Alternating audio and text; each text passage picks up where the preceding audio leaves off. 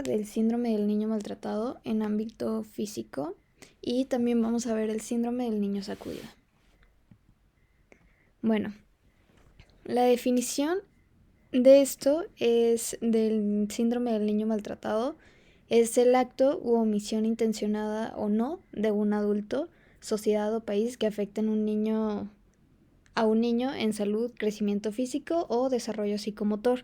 Esto es importante recalcar que no solo comprende el maltrato físico del niño, sino también la ausencia del cuidado o puede ser también ausencia de amor o protección de parte de los padres, tutores o la persona o familiar que se haga cargo del niño. En etiología van a ser 3 elementos fundamentales, que la primera es niño agredido que en ocasiones sufre de retraso psicomotor, adulto agresor y factor desencadenante. Y las principales causas del maltrato por orden de frecuencia son medidas disciplinarias, que esto abarca el 63%, sujetos con alteraciones de personalidad, que esto abarca el 59%, sujetos con trastornos de conducta, que es el 46%, y rechazo familiar, el 34%. También se menciona que está la negligencia, que igual al rechazo familiar es el 34%. Y bueno, las características del agresor pueden ser que haya antecedentes de cualquier forma de maltrato en la infancia, desarrollo en ambiente de privación social, estimación inexacta de las actividades de sus hijos, falta de información y de experiencia sobre la crianza de los hijos o alguna enfermedad mental. Se mencionaba que alrededor del 10% de los padres agresores tienden a ser psicóticos o muestran una autoestima devaluada. También se hacía notar que puede haber aislamiento social, tensión constante, alcoholismo, drogadicción y farmacodependencia. Y las características de la persona agredida van a ser la edad. Esto va a ser un factor muy importante en esto, porque pues a menor edad hay más facilidad de poder manejarlos a su antojo. Es más frecuente en recién nacidos y preescolares, que por lo general van a ser de menos de 4 años, y el abuso sexual va a prevalecer en escolares, que el promedio es de 6 a 8 años. Afecta a ambos sexos y en ocasiones es más frecuente en varones cuando es hijo único o en mujeres si ocupan el tercer o cuarto lugar. En el abuso sexual las niñas va a haber un predominio en ellas de agresión, y la agresión física es mayor en niños. O sea, a las niñas va a ser más probable que las violen y a los niños va a ser más probable que los golpeen. Y bueno, las formas comunes y no comunes del síndrome de niño maltratado. Bueno, en esto es importante mencionar que el mecanismo de producción de las lesiones va a ser muy variado y las principales causas van a ser traumatismo, deprivación, quemaduras y violación. Y bueno, dicho esto, las formas comunes es maltrato físico, abuso sexual, abuso psicológico o emocional y privación social. Y las no comunes va a ser el síndrome de Munchausen, abuso fetal, abuso infantil de tipo ritual o religioso, niños de la guerra, niños de la calle y maltrato étnico. Vamos a ver más a detalle, más adelante, la mayoría de estas. Bueno, y el maltrato físico es la forma más común de maltrato infantil. Una de las formas de maltrato físico es el síndrome de sacudida del bebé, y el cual se va a caracterizar por una triada que es hematoma subdural, hemorragia retiniana y edema cerebral. Es consecuencia de una sacudida acompañada de impacto a nivel cefálico, y los ligamentos y músculos del cuello de los infantes aún no alcanzan un completo desarrollo, además que la cabeza es más grande y pesada que el tronco. Y bueno, también es importante recalcar aquí que aún en estos días el castigo físico como, pues como medio de control para los hijos, sigue siendo como el patrón disciplinario correctivo que va a predominar en nuestra cultura. Y pues por ello es muy importante también tener en cuenta esto para el síndrome de sacudida de bebé. Bueno, en general de maltrato físico, pues. El resultado es una lesión por hiperextensión cervical, similar a la que se observa en accidentes automovilísticos, y este mecanismo de lesión puede conducir a lesión axonal difusa, lesión hipóxica y edema cerebral con incremento de la presión intracraneal.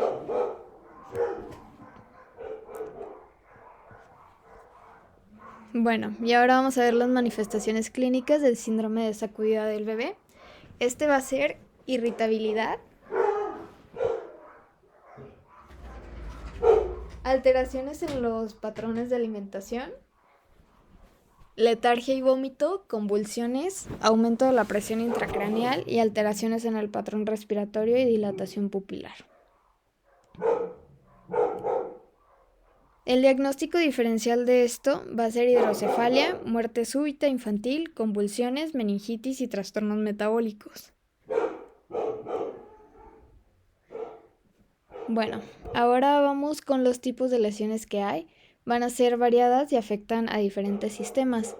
Las principales lesiones físicas en el síndrome de niño maltratado son equimosis multicolor, que lo vamos a ver más adelante, evidencia de lesiones frecuentes previas tipificadas mediante cicatrices antiguas o fracturas consolidadas en las radiografías, que esto va a ser algo muy parecido a lo de equimosis multicolor. Lesiones periorales, trauma en la zona perineal o genital, fracturas de huesos largos en niños menores de 3 años de edad, vísceras internas rotas sin antecedente de trauma cerrado mayor, hematomas subdurales múltiples, y esto va a ser muy predominante en cráneo. Hemorragia retiniana, lesiones raras como mordeduras, quemaduras de cigarro o marcas de cuerdas, quemaduras de segundo y tercer grado. Y pues bueno. Las contusiones van a ser la forma más frecuente de presentación de maltrato y levantan sospechas cuando aparecen en ciertas áreas que es como lo más común que la gente golpea, que van a ser glúteos, espalda, extremo proximal del brazo y piernas, palmas de manos y pies, cuello, cuero cabelludo y genitales. Y también se debe de sospechar cuando sean hematomas múltiples o aparezcan en niños menores de 1 año, que pues si nos ponemos a pensar no es común que un niño menor de 1 año tenga este tipo de heridas, porque pues es cuando más se cuidan. Y a veces tienen forma de mano, son alargadas por contusión con cinturones o circulares por erosión con un cable. Ya va a depender la forma del objeto que utilicen para lastimar al niño. Y bueno, otra característica es la presencia de equimosis, que es lo que les mencionaba previamente. Aquí va a haber más bien el niño maltratado suele presentar equimosis de diferente evolución. Por ejemplo, no sé, en el brazo puede presentar tres equimosis y uno va a estar, por ejemplo, de azul oscuro o negro. Y el siguiente puede estar verdoso y el otro puede estar amarillento. O sea que ha tenido diferentes golpes a lo largo de esos días. Entonces también eso, equimosis multicolor nos da la idea de que ese niño puede ser maltratado. Las quemaduras también van a ser muy comunes aquí y hay varios tipos y las principales van a ser por contacto, quemadura de cigarro o inmersión. Esta, por ejemplo, que estamos viendo aquí en la imagen izquierda, me parece que es de una plancha, tiene la forma de una plancha. Y pues igual, la otra quemadura pues en glúteos, que es lo que les mencionaba aquí. Y bueno, las quemaduras por contacto suelen ser circulares y circunscritas de manera definida, con excavación profunda y por lo general dejan marcas claras, que puede ser parrilla, plancha, que es la imagen que les enseñé anteriormente, o utensilios de cocina. Y pues aquí se ve la forma circunscrita que tienen. Otra cosa que es muy común son las quemaduras por cigarro y suelen ser circulares de 8 a 10 milímetros de diámetro, uniformes y con borde indurado y suelen aparecer en la cara y en el dorso de manos y pies. Por ejemplo, aquí está en la palma de la mano y aquí está en el dorso de la mano y del brazo. Bueno, también vamos a tener las quemaduras por inmersión en general. Van a aparecer en nalgas y extremidades con una distribución de guante o calcetín, que es lo que podemos ver aquí. Las quemaduras que son por inmersión, creo yo que son muy fáciles de distinguir porque, bueno, cuando es en el niño maltratado, porque, por ejemplo, no van a tener salpicaduras, que es algo muy común en los accidentes y es algo que un niño maltratado no va a presentar. Van a presentar justo esta delimitación, o sea, que está muy bien marcada. O sea que un niño la metió. También algo muy importante que podemos ver cuando se trata de un niño maltratado. En el caso de las manos, los niños tienden a cerrarla, tienden a hacer puño la mano y ya cuando lo meten, pues se les va a quemar el dorso, pero la palma va a estar como más respetada. En cambio, cuando es un accidente, pues todo se quema. O sea, aparte de las salpicaduras, de que no va a estar así como que muy perfecta la línea, no, o sea, la palma no va a estar quemada igual que el dorso. Y bueno, suelen ser de segundo y tercer grado. Fracturas son la segunda forma más frecuente en el maltrato de niños y hasta en 55% de los abusos físicos existen fracturas. En general no hay formas de fracturas patognomónicas de maltrato, pero se debe sospechar en determinados casos y siempre preguntar por el mecanismo de cualquier fractura y valorar la congruencia con la lesión que se nos esté presentando. Las características de fracturas, bueno, va a estar la historia inconsistente, por ejemplo, la lesión más importante de lo esperado en relación con el traumatismo o con el desarrollo psicomotor del niño. Fracturas en espiral de huesos largos en niños menores de 3 años, fracturas múltiples, sobre todo si están en distinto estadio. Fracturas costales epifisiodificiarias provocadas por la compresión brusca del tórax entre ambas manos, por la sacudida contra algún objeto duro, y fracturas por avulsión de clavícula o acromion. Y bueno, pasamos con el abuso sexual, que esto es cualquier actividad sexual que involucre a un niño, el cual es incapaz de dar su consentimiento. Esto incluye penetración anal o vaginal, contacto orogenital, genitogenital, caricias o tocamientos, visión forzada de la anatomía sexual y mostrar pornografía a un menor o utilizarlo en la producción de pornografía. Todo esto es considerado como abuso sexual. Y bueno, al menos del 75% de las víctimas son niñas y hasta el 50% tienen entre 6 y 12 años. La mayoría de los causantes del abuso son varones conocidos del menor, que puede ser, por ejemplo, el padre, que este está implicado en el 25% de los casos. También es muy común que se dé entre tíos y abuelitos. Y bueno, aproximadamente el 5 al 10% de los niños que sufren abuso sexual van a adquirir una enfermedad de transmisión sexual.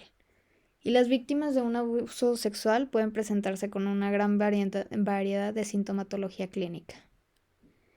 Se mencionaba en la literatura que a veces pueden acudir para evaluación específica de un abuso sexual o pueden acudir al servicio de urgencias por un problema médico o de comportamiento.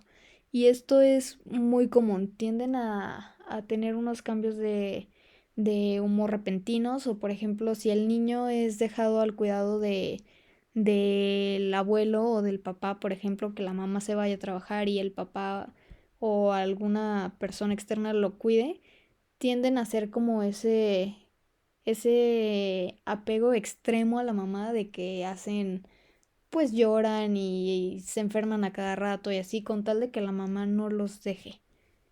Entonces también es muy importante ver eso.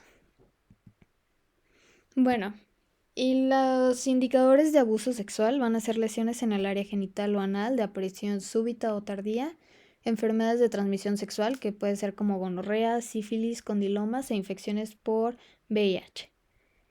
La historia detallada de un encuentro sexual con un adulto, exceso de curiosidad sexual o alguna forma de masturbación, aparición reciente de pesadillas, fobias, aislamiento social o súbito descenso en el rendimiento escolar, embarazo no previsto, hematuria, dolor a la defecación, leucorrea y hemorragia transvaginal. En general, pues cualquier lesión que, que tengan en el área genital va a ser indicativo de esto. Y abuso psicológico o emocional, este se va a caracterizar por conductas de abandono, entre otras, no mostrar afecto ni reconocimiento a los logros del niño mediante crítica y constante burla de sus aptitudes o de sus errores y equivocaciones infantiles que también pueden ridiculizarlo ante estas acciones. Y bueno, entre las principales formas de abuso psicológico van a estar amenazar con el abandono o daño si el niño no cumple con las expectativas de los padres o tutores, falta de disponibilidad psicológica de los padres hacia el menor, o sea que en general pues lo ignoren. Los padres también van a evitar que el niño mantenga y aproveche las oportunidades normales de relación social de manera positiva y activa y no socializar, por ejemplo, al exigirle un papel de adulto, al demandar conductas o actividades inapropiadas para la edad de un niño. Maltrato social. Bueno, pues estas van a ser conductas de los padres y de las instituciones que interfieren con el bienestar infantil del desarrollo armónico del niño. Este se presenta en niños en pobreza extrema que no reciben la educación básica gratuita o atención médica. Excesos disciplinarios de los maestros, permitidos tanto por la institución como por los propios padres, así como sacar a los hijos de la escuela y obligarlos a trabajar para ayudar a la subsistencia de la familia.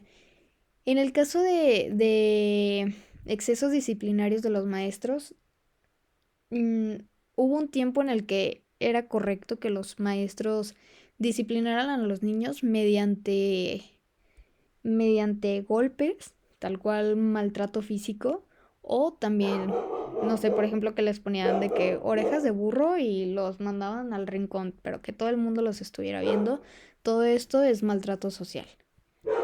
Que afortunadamente ya es rarísimo que se escuche este tipo de cosas, por ejemplo, en las escuelas.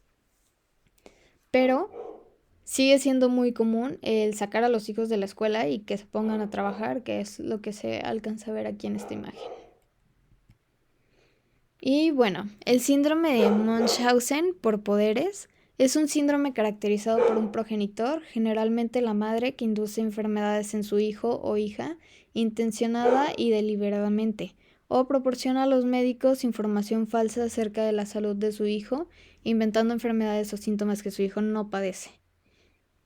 Los padres y madres cuidadores someten al niño a continuas exploraciones médicas, suministro de medicamentos o ingresos hospitalarios, alegando síndromes ficticios o generados de manera activa por el adulto. No sé si alguno de ustedes ha visto ya esta serie, está muy buena y habla justo de esto. O sea que la mamá pues le inventaba enfermedades a la hija. Entonces le llegó a provocar parálisis, entre muchas cosas. O sea, también le daba medicamentos para medicamentos oncogénicos y cuando la niña no tenía nada, o sea, la niña era una niña sana y no le permitía comer de que nada de azúcar, nada, pues en general puras verduras, haciéndola creer que estaba enferma e igual con los médicos. Y bueno, varios de los indicadores del síndrome de Munchausen es invención de antecedentes, provocación de síntomas, alteración de muestras de laboratorio, alteración de mediciones de temperatura, presentación novedosa y exótica de enfermedades. Aquí, por ejemplo, es que la mamá ya va súper, bueno, el cuidador en general, va, va como ya súper estudiado de la enfermedad que quiere que el niño tenga. Entonces, van a llegar específicamente de que con exámenes de laboratorios muy tal cual a los criterios que muestra, em, con síntomas y, bueno, expresando los síntomas y signos que del niño, que pues evidentemente no tiene. También van a continuar la farsa aún el niño hospitalizado. O sea, esto es hasta que la mentira se pueda sostener. Y el cuidador consigue la atención del personal sanitario o de su familia. El niño no va a responder al tratamiento porque obviamente pues no lo tiene, no tiene esa enfermedad, entonces no hay nada que curar. Pero el familiar va a seguir expresando que lo sigue teniendo a pesar del tratamiento. Y afecta sobre todo a niños que no han desarrollado la función de hablar. Y esto sería todo acerca del síndrome del niño maltratado y del niño sacudido.